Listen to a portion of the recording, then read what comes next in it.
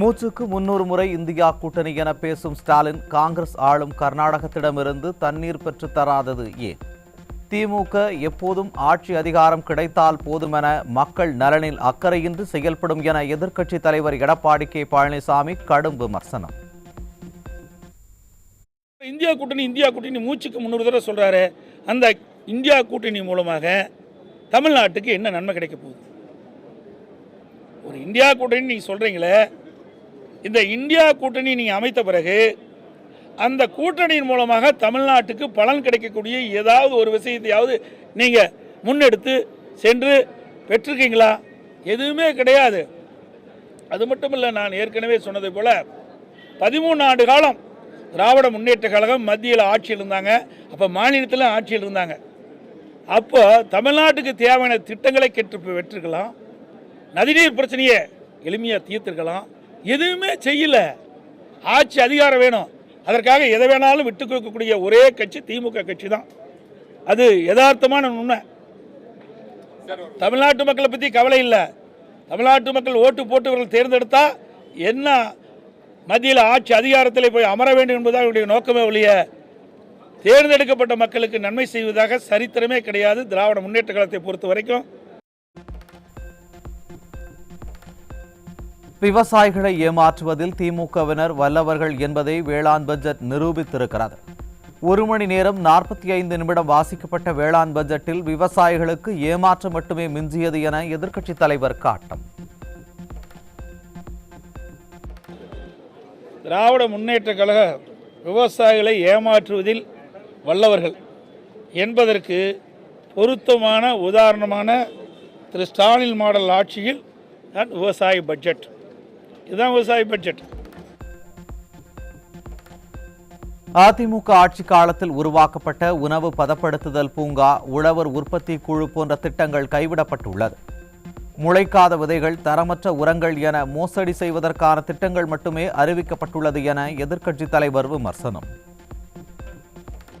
இவருடைய ஆட்சி காலத்தில் திட்டத்தில் முளைக்காத விதை, உபயோகமற்ற உயிர் உரங்கள் என தவறு செய்ய வசதியான திட்டங்களை தவிர விவசாயிகளுக்கு பயன்படும் எந்த திட்டமும் இதில் இல்லை.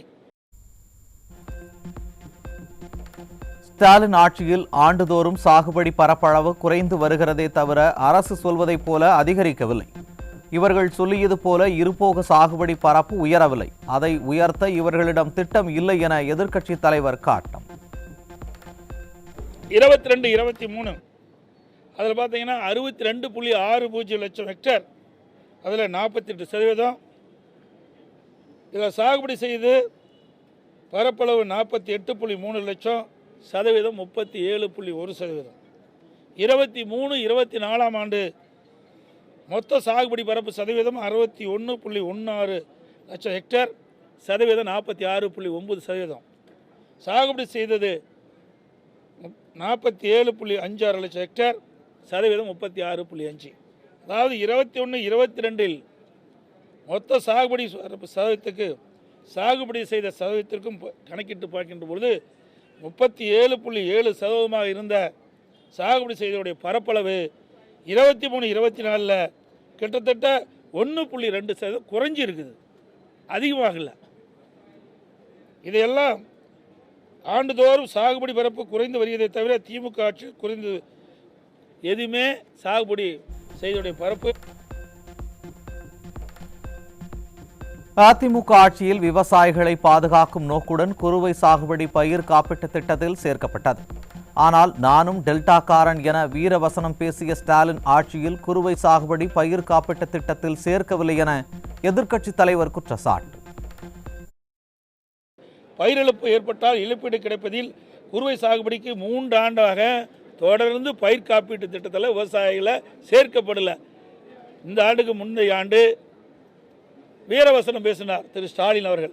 மேட்டூருக்கு போய் இது டெல்டாக்காரன் அப்படின்னு தண்ணி திறந்து விட்டார்.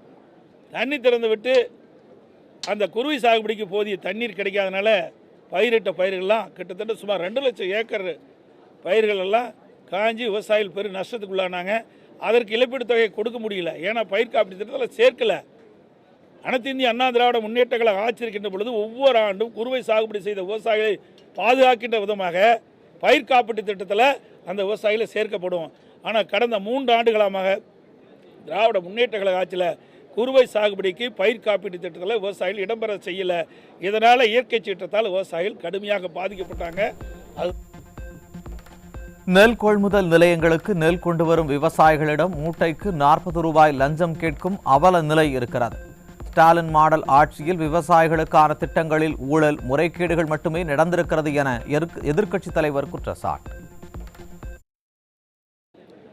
அரசு நேரடி நெல் கொள்முதலில் விவசாயிகள் விற்பனை செய்வதற்காக நெல்லை கொண்டு போகிறாங்க. அங்கே போய் திறந்த வெளியில் அடுக்கி வச்சுருக்கிறாங்க. இப்போ நேற்றைய தினம் நினைக்கிறேன் மழை வெள்ளத்தில் சிவகங்கை மாவட்டம் என்று கருதுகிறேன். சிவகங்கை மாவட்டம் தானே. அந்த மாவட்டத்தில் பார்த்திங்கன்னா சுமார் 5000 மூட்டைகளுக்கு மேலாக விவசாயிகள் கொண்டு வந்த விற்பனைக்காக கொண்டு வந்த அந்த நெல்லெல்லாம் மழையில் நனைஞ்சு நெல் மணிகள்லாம் முளைச்சி போயிருக்கிற சூழல் ஏற்பட்டிருக்குது. அதுக்கு தகுந்த ஏற்பாடு தார்ப்பாயெல்லாம் கொடுக்கல. விவசாயிகள் தங்கள் உற்பத்தி செய்யப்பட்ட விளைவித்த நெல்லை மூட்டைகளை மூலமாக நேரடி நெல் கொள்முதல் கொண்டு வந்து விற்பனை செய்கின்ற பொழுது ஒரு மூட்டைக்கு 40 ரூபா அதில் லஞ்சம் பெறாங்க. டிரான்ஸ்போர்ட்டில் மிகுந்த ஊழல் நடந்ததாக பரவான செய்தி வந்திருக்குது. இப்படி இந்த ஆட்சி பொறுப்பேற்ற பொழுது விவசாயிகளுக்கு நன்மை கிடைக்கல. விவசாயிகளும் மீதும் விவசாயிகளுக்கு கிடைக்க வேண்டிய அந்த நன்மையில கூட ஊழல் செய்கின்ற ஒரே அரசாங்கம். அத்திக்கடவு அவிநாசி திட்டம் போல ஒரு நீர் மேலாண்மை திட்டம் கூட ஸ்டாலின் ஆட்சியில் செயல்படுத்தப்படவில்லை. விவசாயிகளுக்கு 24 மணி நேரமும் மும்முனை மின்சாரம் வழங்கப்பட்டதை நிறுத்திய அரசு ஸ்டாலின் மாடல் திமுக அரசு என எதிர்க்கட்சித் தலைவர் காட்டம். விவசாயிகளுக்கு 24 மணி நேரம் மும்முனை மின்சாரம் வழங்கிட்டு இருந்தோம். தமிழ்நாடு முழுவதும் விவசாயிகள் பயன்பெறுகின்ற விதமாக விவசாயிகளுடைய பம்பு செட்டுகளுக்கு மும்முனை மின்சாரம் 24 வழங்கிட்டு இருந்தோம். இப்போ நீங்கள் டெல்டா மாவட்டத்தில் ஒரு சில இடத்துல வழங்குறாங்க.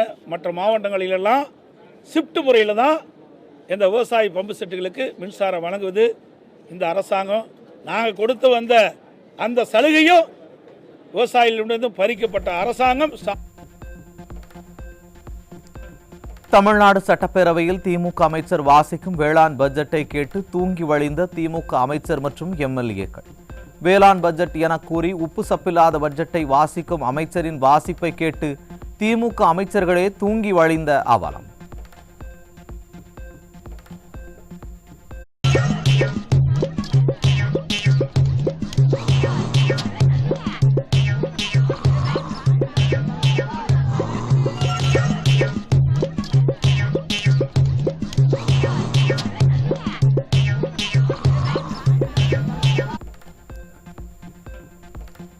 விவசாயிகள் நலனில் அக்கறை உள்ளது போல் சட்டப்பேரவையில் பச்சை துண்டு அணிந்து வேஷம் போட்டுள்ள திமுக சட்டமன்ற உறுப்பினர்கள்.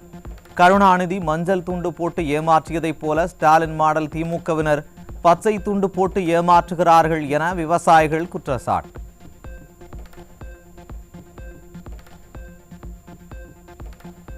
ஸ்டாலின் அரசை கண்டித்து தமிழ்நாடு முழுவதும் மார்ச் 23ஆம் தேதி உண்ணாவிரத போராட்டம் நடைபெறும் என ஜாக்டோ ஜியோ அறிவிப்பு. எதிர்க்கட்சியாக இருக்கும்போது தோழனாக நான் இருக்கிறேன் என்று சொன்ன ஸ்டாலின் ஆட்சிக்கு வந்த பிறகு கோரிக்கைகளை நிராகரிப்பதாக குற்றச்சாட்டு. பாலியல் துன்புறுத்தல் வழக்குகளில் தேவையற்ற மருத்துவ பரிசோதனைகளை நீதிமன்றங்கள் இயந்திரத்தனமாக வலியுறுத்தக்கூடாது என சென்னை உயர்நீதிமன்றம் உத்தரவு. டிஎன்ஏ மாதிரி சேகரிப்பில் ஏற்படும் சிக்கல்களை கருத்தில் கொண்டு சேகரிப்பு மற்றும் அழிப்பு தொடர்பான முறைகளை எஃப்எஸ்எல் மற்றும் காவல்துறைகள் ஒருங்கிணைப்ப 8 வாரங்களில் நடவடிக்கை எடுக்க வேண்டும் என வலியுறுத்தல்.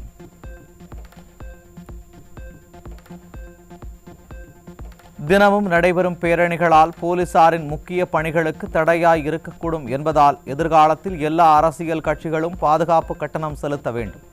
சென்னை உயர்நீதிமன்றம் கருத்து.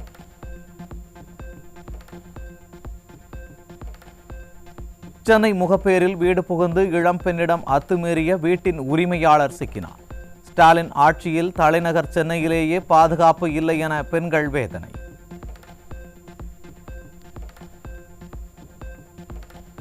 திருச்சி மாவட்டம் பெரிய கருப்பூர் அருகே 15 வயது சிறுமியை பாலியல் வன்கொடுமை செய்ய முயன்ற இளைஞர் போக்சோ சட்டத்தில் சிக்கினார்.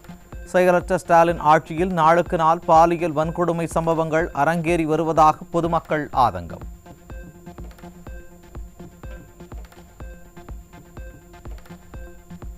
சென்னை தேனாம்பேட்டையில் ரவுடி ராஜா என்பவரை சராமாரியாக வெட்டி கொலை செய்துவிட்டு மர்ம நபர்கள் தப்பியோட்டம்.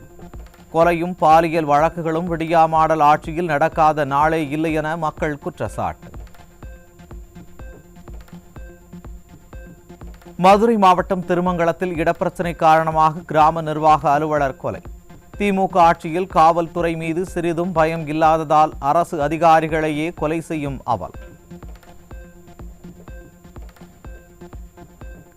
திருவள்ளூர் மாவட்டம் திருத்தணி அருகே அரசு பேருந்தில் கடத்தி வரப்பட்ட 25 கிலோ குட்கா பொருட்கள் சிக்கியது.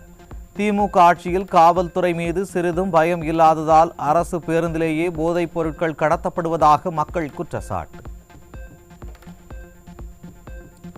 மதுரை மாவட்டம் உசிலம்பட்டி அருகே காரில் கடத்தி செல்லப்பட்ட 6 கிலோ கஞ்சா சிக்கியது. திமுக ஆட்சியில் போதைப் பொருள் கடத்தல் சம்பவம் தொடர்கதையாகிவிட்டதாக மக்கள் வேதனை.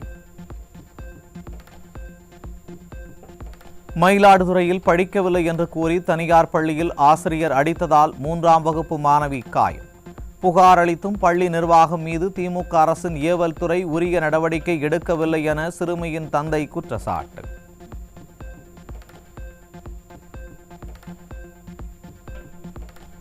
ஈரோடு மாவட்டம் பவானி அருகே வடமாநில தொழிலாளர்களுக்கு விற்பனை செய்ய 1250 கிலோ ரேஷன் அரிசி கடத்தி வந்த நபர் சிக்கினார்.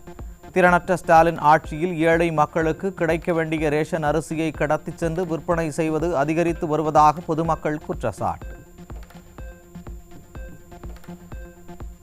கோவையில் கனிம வளம் கடத்திய திமுக நகராட்சி தலைவரின் மகன் உள்ளிட்டோருக்கு வலைவீச்சு. அதிகாரத்தை பயன்படுத்தி திமுக உடன்பிறப்புகளே கனிம வளத்தை கடத்தி தமிழகத்தை சீரழிப்பதாக பொதுமக்கள் குற்றச்சாட்டு.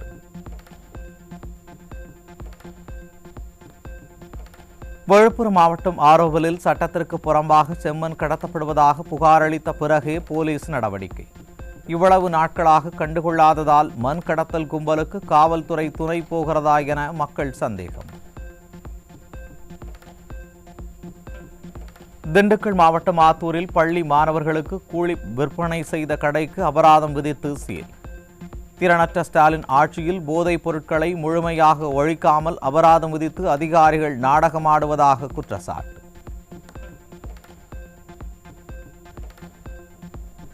கோவையில் மாடுகள் சண்டையிட்டு முட்டி தள்ளியதில் 5 மாத குழந்தையுடன் தாய் உட்பட 3 பேர் படுகாயம். மாடுகளை பராமரிக்காத உரிமையாளர்கள் மீது நடவடிக்கை எடுக்க அப்பகுதி பொதுமக்கள் வலியுறுத்தல்.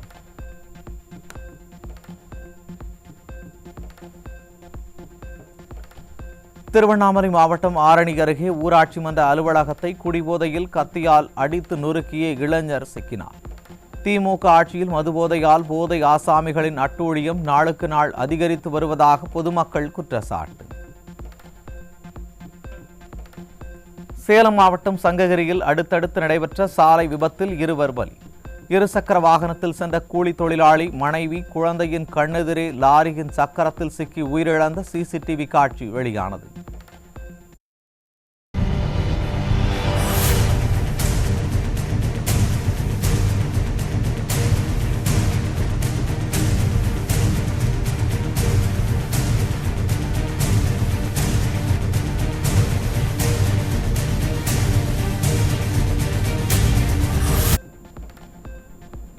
கிருஷ்ணகிரி மாவட்டம் ஊத்தங்கரை பகுதியில் கடும் பனிப்பொழிவால் மக்களின் இயல்பு வாழ்க்கை பாதிப்பு. பயிர்கள் பனியால் கருகும் அபாயம் இருப்பதாக விவசாயிகள் வேதனை.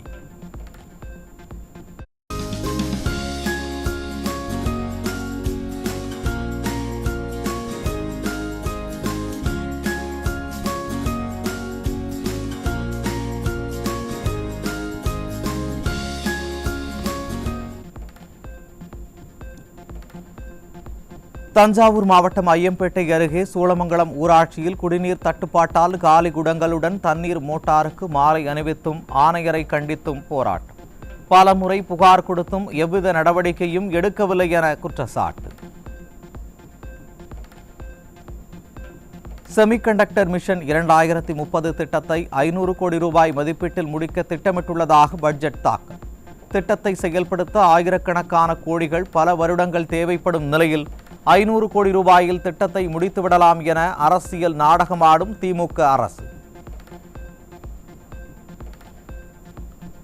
பங்குனி மாத பூஜைகளுக்காக சபரிமலை ஐயப்பன் கோவில் நடை திறப்பு.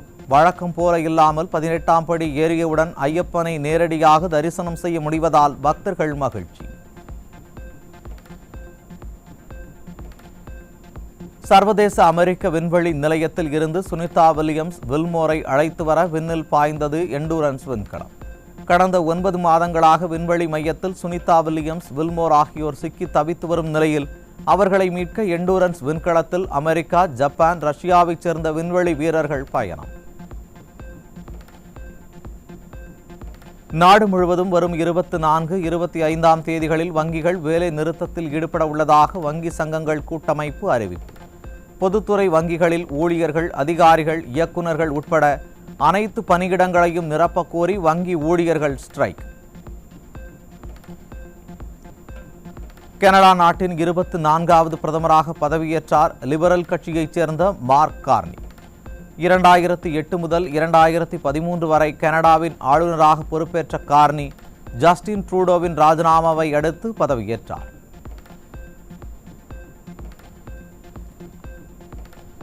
(2025) மகளிர் பிரீமியர் லீக் தொடரின் இறுதிப் போட்டியில் மும்பை, டெல்லி அணிகள் இன்று மோதல்.